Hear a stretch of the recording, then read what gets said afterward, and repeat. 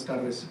Muchas gracias primero por la invitación y bueno, pues, continuando un poquito en los términos generales del decreto para que también un poquito más adelante podamos entrar a unos puntos de interés y discusión y algunas dudas respecto de su aplicación.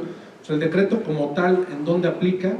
El decreto claramente identifica que es en la zona en la franja fronteriza e identifica plenamente cuáles son los municipios que se deben de entender dentro de esta zona, ¿no? Establece 43 municipios de 6 entidades y claramente dice el decreto que aplica a los contribuyentes con domicilio fiscal o una sucursal, pero de los distintos requisitos que se establece para efectos del impuesto sobre la renta.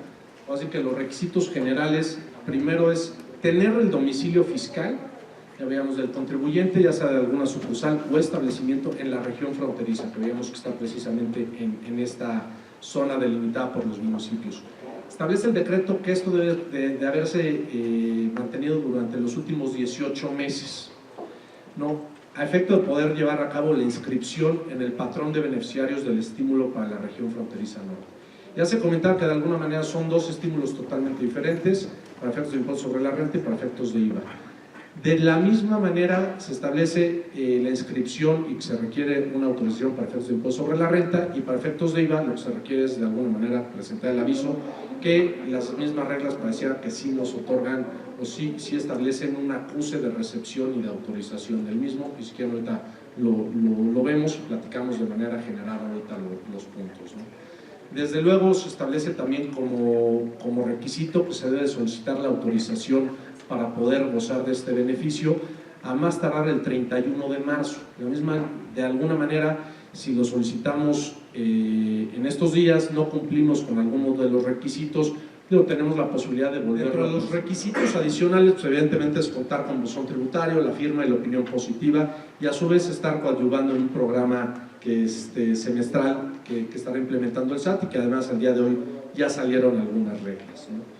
No encontrarse en los supuestos del 69 ni el 69 B bis, ni que alguno de nuestros proveedores se encuentre en el 69B. Otro tema que también sale es el tema de que me refiero a estos contribuyentes que hayan tenido un establecimiento en zona fronteriza, que cumplan por los 18 meses o que establezcan un nuevo domicilio y que empiecen a hacer operaciones, bueno, si no toman este beneficio a lo largo del tiempo, no podrán retrotraer los efectos. Eso significa de que si yo presento el aviso el 1 de enero de 2020, pues no podré tomar beneficio en 2019, o si lo presento el 15 de diciembre de 2019, pues evidentemente no perderé el beneficio de una tercera parte del impuesto que se hubiera aplicado el decreto a partir del 31 de marzo de este año. Luego establece también el decreto que no dará lugar a este estímulo a devoluciones o compensaciones adicionales. Yo quiero entender esta disposición del decreto como que por la aplicación del decreto no va a haber un lugar de devolución, pero soy un contribuyente que tiene saldos a favor de renta, saldos a favor de IVA, por mi ejercicio normal, sea o no dentro de zona fronteriza, a lo mejor con una tasa baja del 8% o 2/3 partes de la tasa corporativa del 30%, pues la autoridad no va a objetar esas devoluciones. ¿Por qué? Porque están en el marco ordinario de mi actuar en zona fronteriza. Y luego también se establece que este estímulo no se considera un ingreso acumulable. Esto es muy bueno, derivado de las dudas que siempre han existido en los beneficios de estímulos fiscales. Tampoco pueden entrar este beneficio las empresas, bueno, los contribuyentes que se dedican a la maquila, ellos tampoco podrán estar en este régimen. Las sociedades cooperativas de producción, creo que queda lógico por su objeto, por la forma en que tributan. También se tienen los ingresos que provengan de la generación de bienes intangibles, que a lo mejor sería que nos explicar un poquito la razonabilidad, ¿no? Porque todo lo que es digital y todo lo que son bienes intangibles no entra dentro de este esquema. Creo que las razones son ir a fomentar la actividad económica de la zona fronteriza respecto a bienes tangibles, empresas, comercio, fabricación, y no utilizar una empresa, digo, y no es porque sea malo, pero no que unas empresas que se dedican a intangibles o al comercio electrónico vayan a la zona fronteriza y tomen este beneficio, ¿no? Lo cual también a veces no implica una gran inversión, como ustedes estarían pidiendo a aquellos contribuyentes que llegan a la zona fronteriza. Atiende específicamente a rubros de política pública, que comentarles que son competencia de la Secretaría de Hacienda, específicamente de lo que antes era la Subsecretaría de Ingresos. Ahora creo que no está tan claro todavía cómo va a quedar eso, pero bueno, digamos que es un tema de ingresos meramente y por lo tanto de política fiscal. Y mi carácter de invitada el día de hoy es por parte de la Administración Tributaria, entonces digamos que somos única y exclusivamente el brazo ejecutor del decreto, y por lo mismo pues no podemos atender ni a la naturaleza de lo que se pretendió establecer como beneficio del decreto, o si el decreto quizá fue muy estricto en algunos rubros, o por qué no consideró tales aspectos. Hasta antes de esta semana yo les diría que además estábamos todavía más limitados, porque muchas de las dudas que ustedes presentaron, que además, pues mi obligación como Administración Tributaria también les diría, en el tema de un decreto no hay interpretación, ¿no? Es la manifestación del Poder Ejecutivo para una facilidad que se tiene que aplicar de manera estricta, ¿no? No es todavía como la legislación que pudiera dar lugar ahí sí, o a una interpretación, o a una regla, o a una facilidad. Acá, al ser un documento del propio Ejecutivo, pues un poco lo que nosotros hemos establecido es, si el decreto no consideró algunos rubros, pues la manera de corregirlo tendría que ser quizá una modificación del propio decreto, ¿no?